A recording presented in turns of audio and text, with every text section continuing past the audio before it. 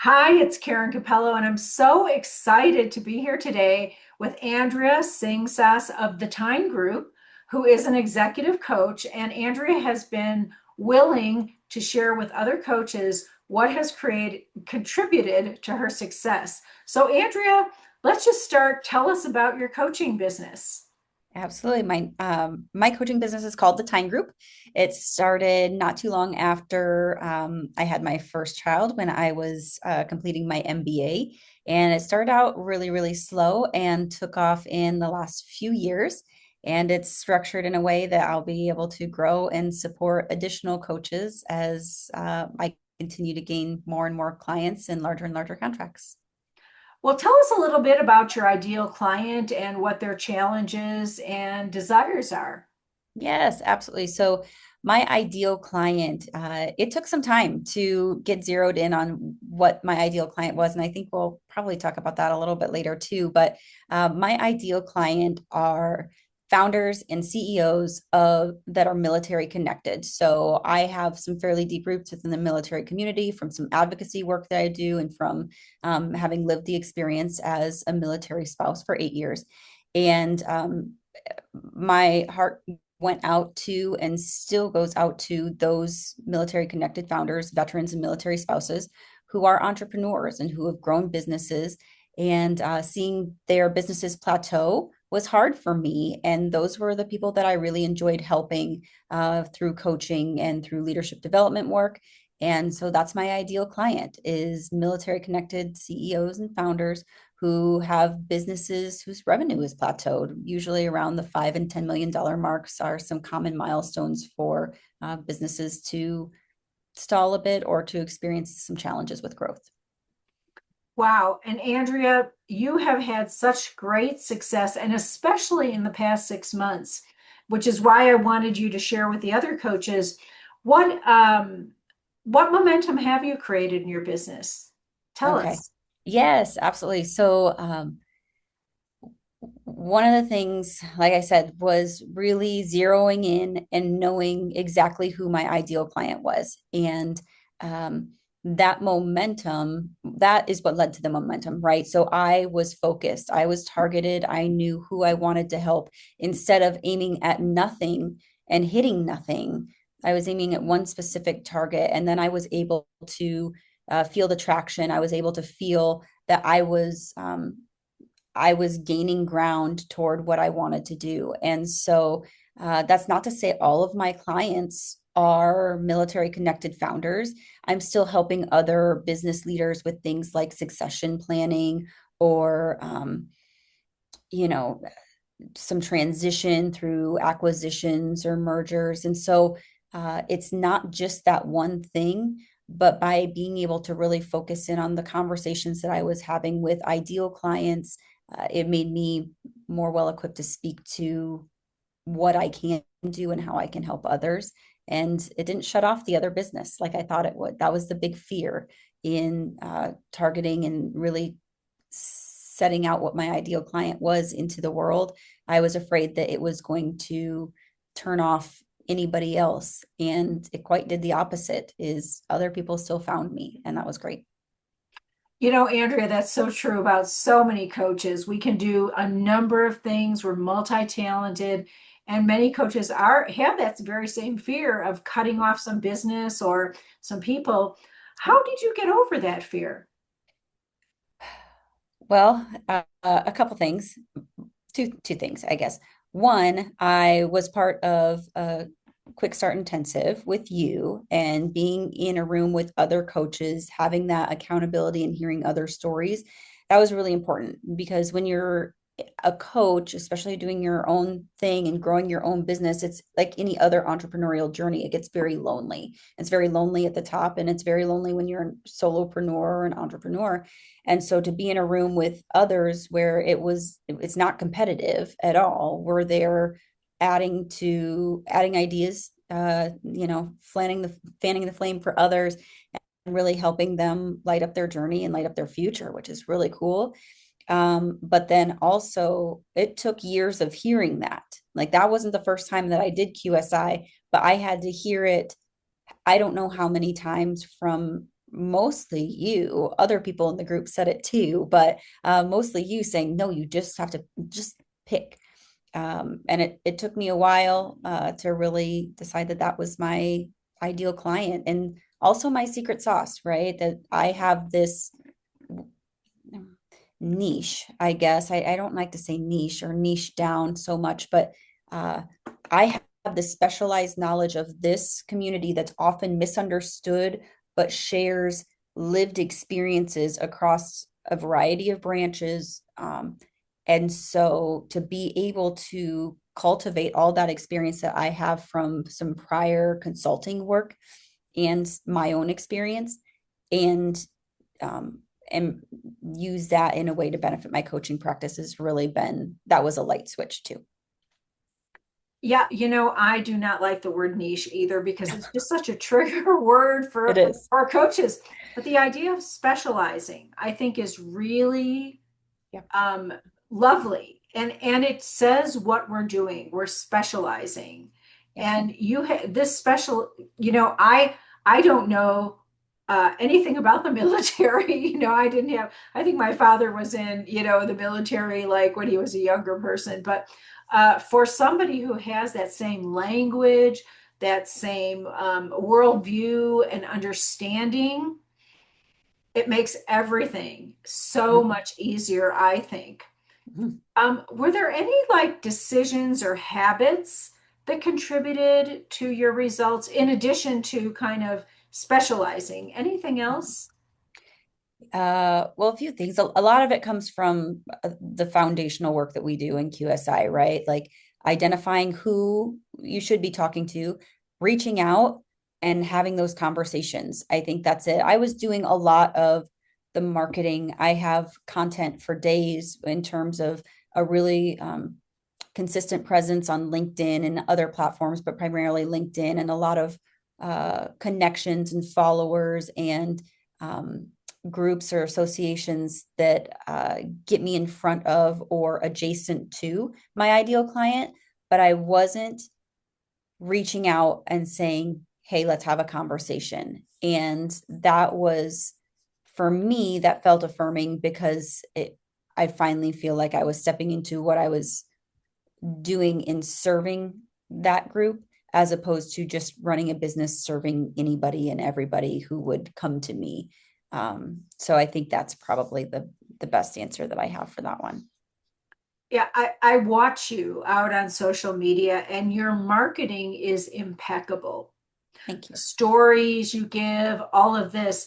And what I'm hearing is that until you really started having a lot of conversations, the Mm-hmm. momentum wasn't as great. But once you started with, utilizing that to have conversations, everything really picked up. Is that true? Correct. And one of the things that I think it goes hand in hand. So, what was beneficial for me, and this is part of the magic of QSI, and you're not just having conversations, but you're focusing on building a personal brand.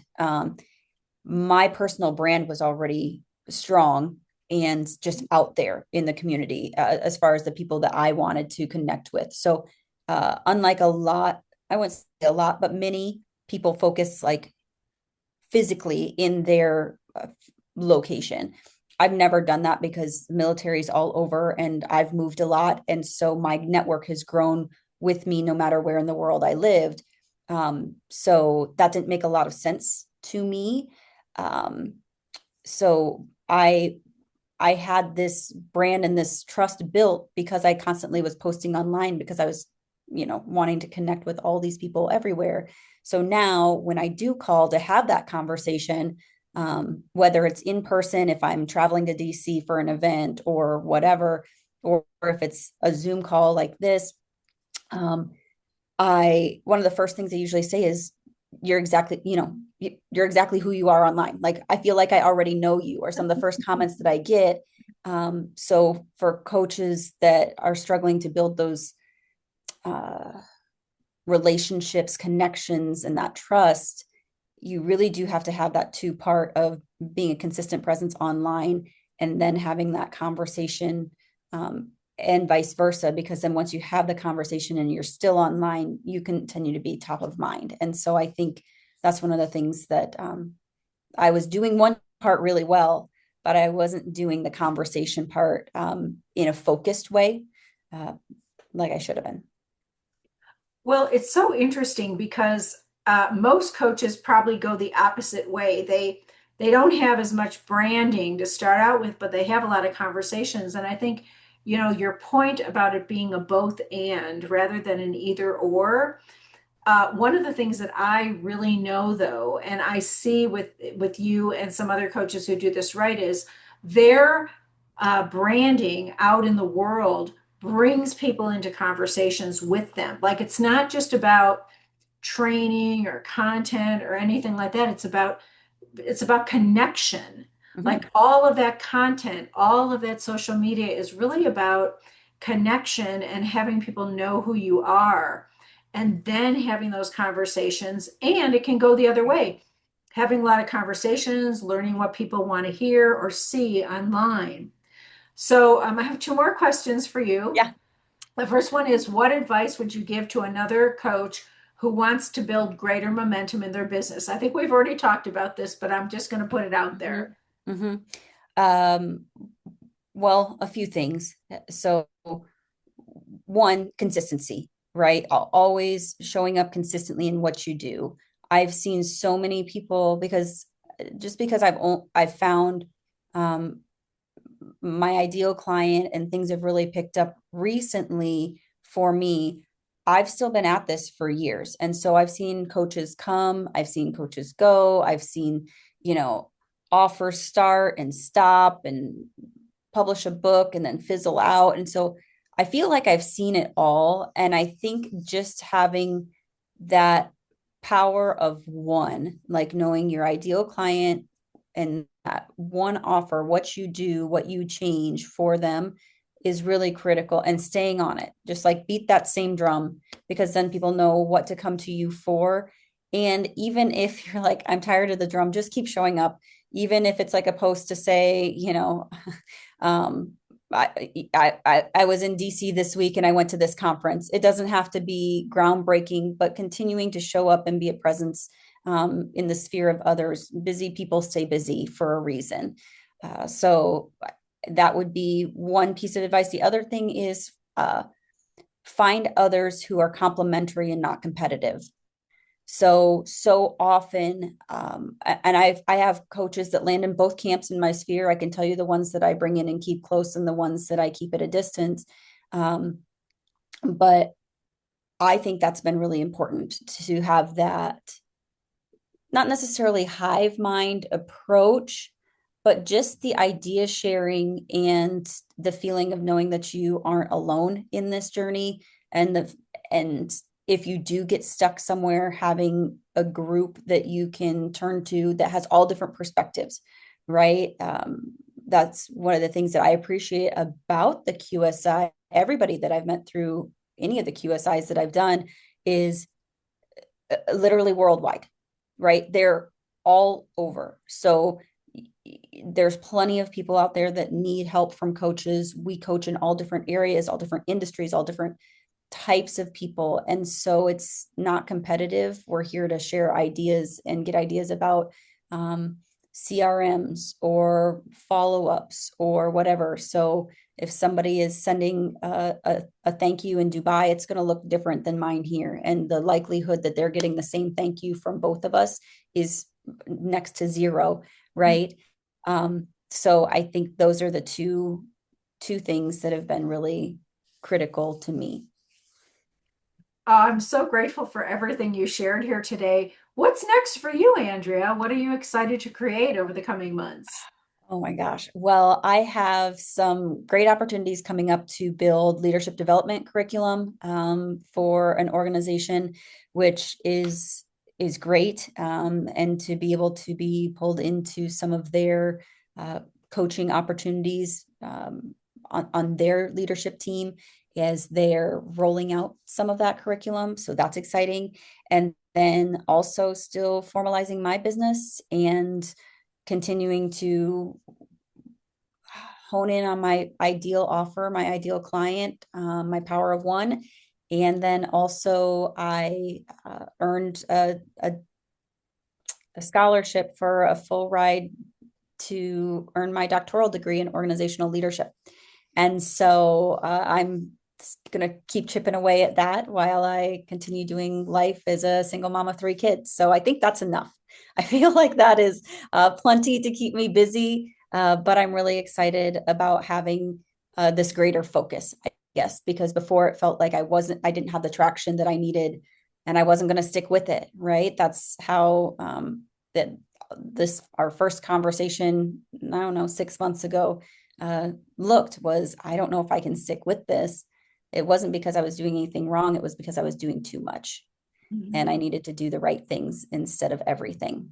So, Yeah, and you just reminded me when you said people who have adjacent businesses, you and I are going to do some partnering yeah, on leadership coaching for military spouses. And yes. we've just put in our application, and it's very exciting to me because it's a perfect match, wouldn't you Mhm. say? Absolutely. The advocacy work that I have done in my past, it started from a place of frustration when I wanted to return to the corporate world after returning to the US from an overseas assignment when I was still an active duty military spouse and we were receiving orders. And so that deep knowledge of unemployment and underemployment for military spouses, having lived that, been that, and knowing that this business, knowing that coaching is what can provide stability for me and my family now as a single mom, or then as we were moving all over, it really is a perfect match, right? And it's something that aligns really well with it pulls at my heartstrings because it's so important. Often the spouses are misunderstood, misrepresented, and so to be able to provide an avenue for them to earn their coaching certification and build a business that is their own, that they can have for, forever is amazing, right? It pulls at my heartstrings and it's something that I am really excited about. So I'm obviously quite passionate about it. I get a little bit choked up thinking that this is something that um, I had only dreamed that I could do, build my own business, but now to be able to help others do it. And as I continue to grow the Time Group, be able to employ other spouses to help me. Um, it's just, it's crazy. It's crazy to think that just with one conversation. I think we met back in 2021. I think you were the one that empowered me to keep going and keep moving forward and to know that that's how this journey all started was really cool. So I'm excited to see where this goes. Andrea, you are an inspiration, and I'm so thrilled. And I remember our first lunch over at the country club. We were both in different, even different lifetimes and different places, and Yeah. now here we are. So I want to say, coaches, keep going, do your thing. Andrea has shared, be very consistent. And would you give us some, how can we find you if anyone wants to connect with you and get to know you a little better? Yes, absolutely. So obviously I'm on LinkedIn. I'm there quite often. That's a good way to see kind of some of my content, what I post, where I'm at, where I'm going in the world. But then my website is www.thetyne Tyne. It's named after my first daughter, actually. So it was because I wanted the freedom of my own time and space to be a mom, but also a professional. So the Tyne Group. And then also on Instagram at Andrea Singsaas. So those are the best places to find me. I think there's also a Facebook page out there too. So Well, thank you, Andrea. You're such an inspiration. Mom of three girls, former military spouse. I guess you might say former. I don't know what it is, but working with military and military related. I mean, you just have such a passion and also, I would say, a calling for this, thank for you. what you're doing. Appreciate your being with us today. Thank you so much. I appreciate it too, Karen.